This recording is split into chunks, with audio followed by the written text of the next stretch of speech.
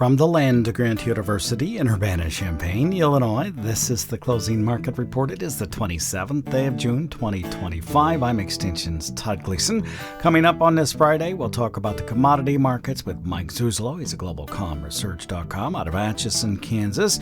And Eric Snodgrass will join us from Nutrient Ag Solutions in Daggerville to discuss the weather forecast. If you can stay with us for the whole of the hour, you'll hear all of our Commodity Week program with our panelists Naomi Bloom and Jim McCormick. If not, it's up online right now at WILLAG.org. July corn for the day finished 8 cents higher at $4.17.5. September up 7.5, and new crop December 6 higher. It finished at $4.27. July beans up 5 cents, and November they're 8.25 higher. They finished at $10.24.75. Mike Zuzolo now joins us from globalcomresearch.com out of Atchison, Kansas. Hey, Mike, thanks for being with us on a Friday again. Last week, we didn't get to talk. Next week, we don't get to talk, so I suppose we ought to make it really count today. We can start with some fresh news. I think you've got a fairly good handle on this. Within a half hour, as you and I are recording, the president has said that there will be no trade deal with Canada, at least not yet, and he will be announcing how much of a tariff they'll be paying within the next 7 days. First, how did the marketplace, because it was still trading when that was released, take that news, and what are our expectations?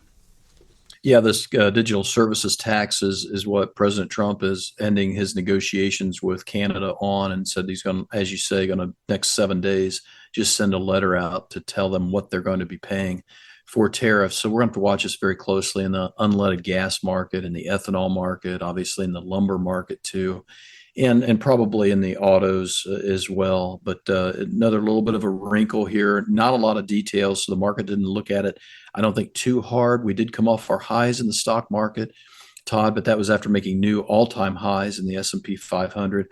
Also noticed a new daily high in the dollar index on the Canadian dollar, breaking lower. And that probably took some of the luster off of the wheat market. I noticed that hard red wheat on a harvest Friday went ahead and went back just a hair in the red for the close. And then we saw the soft red wheat come off 7 cent gains and cut those back to 4 or 5. But the story of the day really was about the corn market. And I do think that the crude oil break to the downside really overdid the market break to the downside in a lot of commodities. Sugar made a 4-year low this week, I think in big part because of what happened with the crude oil market. And so it was nice to see the corn market come back around, led by that old crop spread. Why do you think that happened? Well, I've been talking to clients and subscribers ever since last Sunday, suggesting to them, this was before the bombing and right after the bombing, but not knowing what Iran would do, that if we were going to go higher in this market, given the opening up of the wheat harvest in the Northern Hemisphere and some of the private estimates coming across with the Russian crop, it was probably going to be needed to be led by the crude oil market, leading the wheat higher, that in turn leading the corn higher. As we went through the week, it seemed to me that the trade started to not only build in negativity on the energy side, but also build a lot of negativity in the corn, with ideas of a very big acreage number and overall Monday's crop reports, end of the month with July futures and delivery here coming up Monday, being in a situation where we just have a burdensome supply of corn. I looked at the low this week, Todd, of corn, 408. Our low last August when we were in the doldrums was 360. So we're really only about 40 cents, 45 cents from that level. And I really think the trade overplayed it.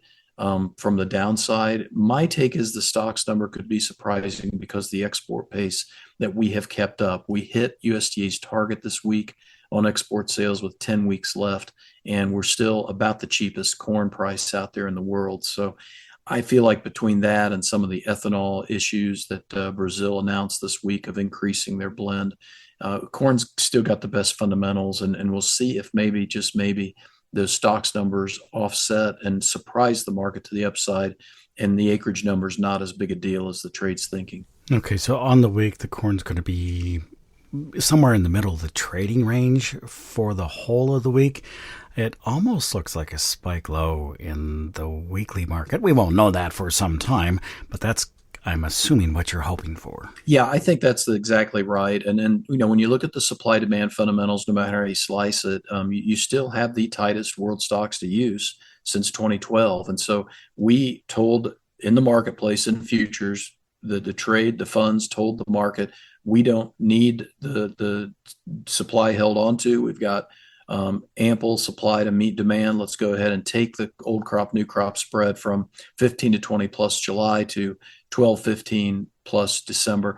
I just think it's too early for that right now. I know there's a lot of people out there promoting a record crop. A lot of my colleagues are promoting that.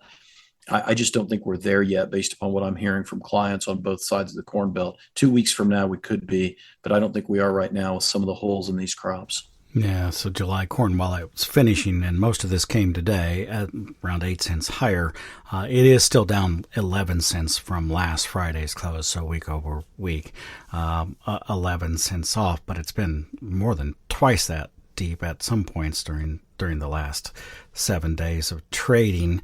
Looking forward, another trade agreement deal has been made with China. Apparently, this one on rare earth minerals.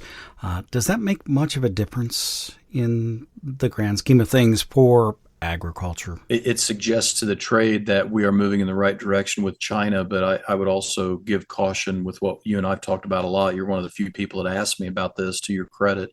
We really do have significant issues in China's economy, and other than the US dollar, China's economy has been weakening pretty substantially, a 4-year low against the euro currency this week. That says to me they're still trying to export their way out of their deflation and their problems, and the consumption domestically is just not getting it done. So I really do hope that the President Trump and his administration can get a deal with India. I think that would be much more beneficial to the commodities and bring the funds back around to increased commodity demand in the next 5 to 7 years, instead of worries about decreased. I just don't think China has what it takes. And they did that soy meal test with Argentina, taking a load.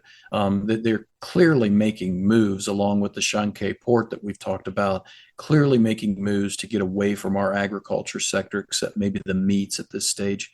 So I'd just love to get India wrapped up in a trade deal and not have to worry about China anymore. Yeah, for what it's worth, the president mentioning the China deal that was struck yesterday, also in that same breath saying we've got a major announcement at some point to talk about India. I guess we'll get to talk about that again soon enough. Hey, anything else before I let you go? Just have a great Independence Day, and let's hope it's a safe one, and thank goodness for this country at 250 years. Mike Zuzolo is with GlobalComResearch.com out of Atchison, Kansas. Joined us on this Friday edition of the Closing Market Report from Illinois Public Media. We are into the last 2 business days of our fiscal year. That's today and Monday. And by the time we get to the end of June 30th, and don't forget at 11 a.m., we will have an update with the information from the acreage and quarterly grain stocks reports. But by the time we get to the end of the day, we'll need all the money in the bank that Illinois Public Media will use starting July 1st for the coming fiscal year. You can help us out right now by making a donation. Do that online at willag.org, willgive.org, or by calling 217-244-9455. That's 9455. It's 217-BIG-WILL. And when you talk to the person on the phone line, or if you're online, make sure you put in the comments section, either way, in support of agriculture.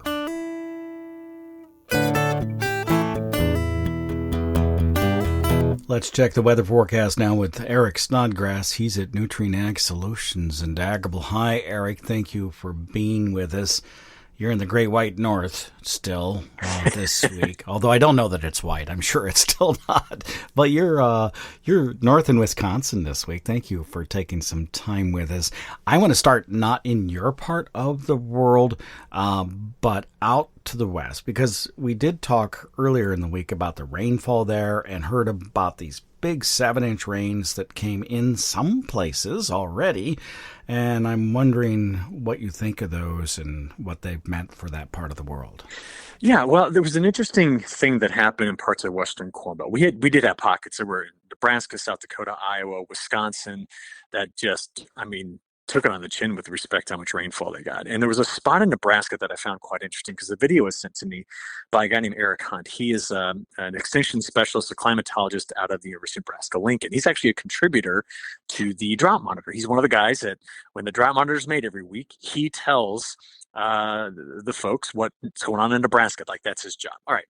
So he sent me a video of a guy walking in a field just north of Grand Island, which is right almost smack dab in the southern middle part of the state, if you will.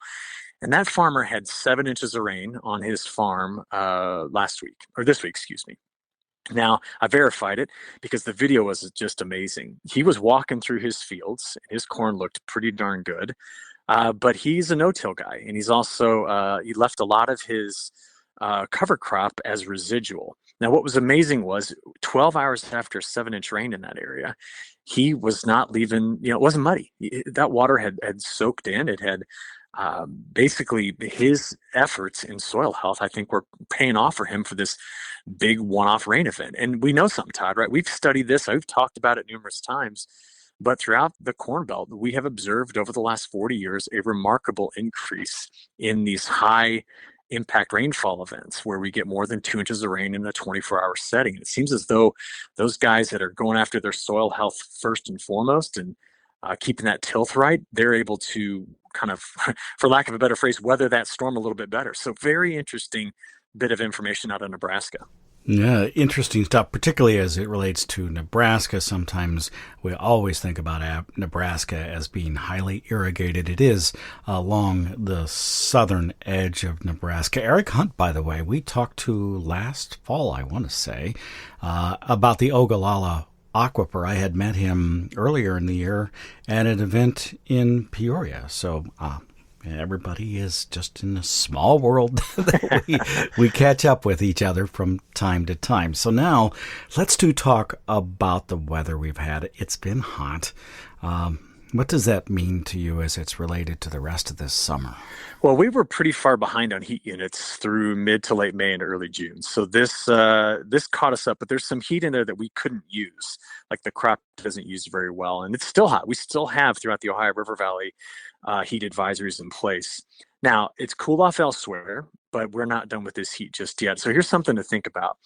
Dr. Owen Taylor did some research and published it in a paper that went out on Iowa State's website. Oh, gosh, this was like 2013, where he looked at something called a stress degree day. Now, people listening to us, and you and I have talked about this many times, but it's basically just adding up temperature units above 86. So if it's 90 today, you get 4 of them, right? His work showed that if you accumulate in Iowa, specific to Iowa, but it probably applies to Illinois as well, if you accumulate more than 140 of those in a year, he couldn't find a year in history where yields were above trend. So it's the heat stress aspect of on the crop. Now, here's the thing. During this heat wave, Illinois picked up on average between 40 and 80 stress degree days, just in this short time period. And that guy I was talking to you out in Nebraska, some parts of Nebraska are already up around 110 to 120, and we're not even in July yet.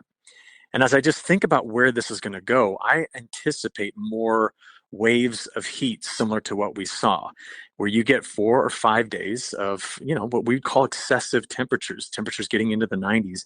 What I don't like, Todd, is what you saw this morning, which I didn't in northern Wisconsin, and that was the low in Champaign, Illinois was like 77 when I checked it at 6 a.m.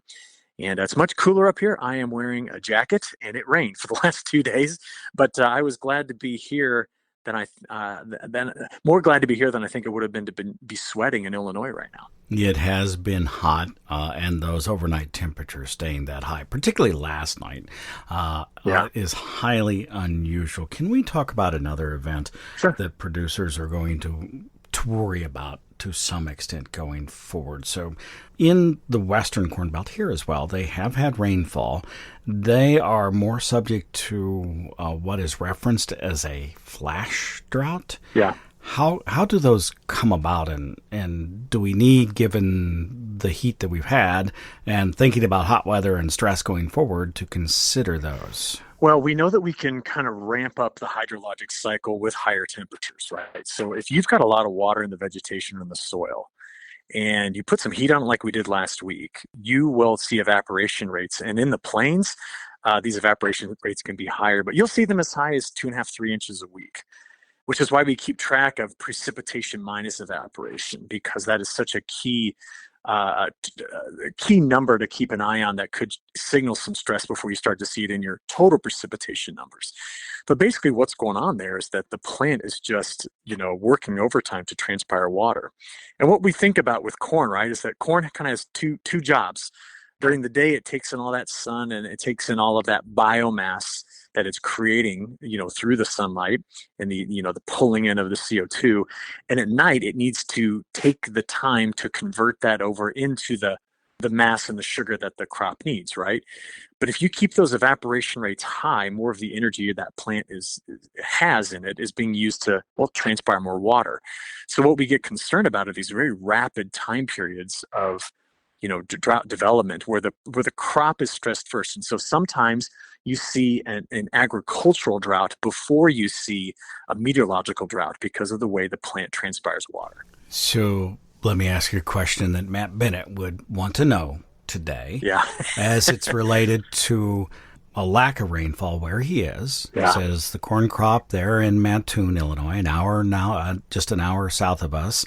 Not even that. The corn is rolling, the leaves are rolling, and they haven't had rainfall, but they were really wet in that area. And there are other places across the Illinois. I was looking at the numbers that came in to me from Agrible. Thank you, by the way, this morning for year-to-dates and what's been in the last 7 days, and it looks like Jacksonville, Macomb, Peoria are a little low. Yep. Freeport, Rockford remain low. They've been that way for the better part of the year. So how do these things develop? So there are areas without rainfall, and then there are places like southern Illinois, which have just had so much, and they could transpire an enormous amount of rainfall or precipitation, moisture out of the plant, and then dry out really quickly? Yeah, they can. And so I always think of it this way. When I think about the hydrologic cycle and growing a crop, it's always a story of, what have you done for me lately? You know what I mean? So yeah, Matt was drowned out early in the season. He was about a month late in planting, and he was super soaking wet. And then I called him 2 days ago, and he's like, "Hey, bud," he talks like, "Hey, bud, when are you going to send me some rain?" And I was like, it's funny just to hear within a few short weeks how quickly the tone changes. But that's how the crop is. It's got to be routine and regular for it to maximize its potential. So the problem is, Todd, we're going into July and August. And July and August are defined by hyperlocal rainfall events. So you're going to have some folks that catch these storm clusters, which are going to be probably quite a big disorganized mess at times, but they're going to come through and you're going to get it. And the guy, 2 miles down the road is going to miss it. And it's going to create some jealousy. I have a feeling at the coffee shop in the morning when everyone's talking about it. I think it's going to be that way for the next 8 to 10 weeks. We'll watch it and see what happens to the crop along the way. Thank you. I appreciate it. Yeah, you bet. Eric Snodgrass is with Nutrient Ag Solutions, and Agrible joined us on this Friday edition of the Closing Market Report that came to you from Illinois Public Medium. It is public radio for the farming world, online, on demand, anytime you'd like to listen to us at willag.org, willag.org. There you'll find a podcast tab, and in that you'll find players with the Closing Market Report, Commodity Week, and the Illinois Nutrient Loss Reduction Podcast. All of them have updated information in them as of today, and you can subscribe to them right there in the podcast. Also, you'll find at willag.org information from the crop scientist, the livestock specialist, and the agricultural economist from the University of Illinois.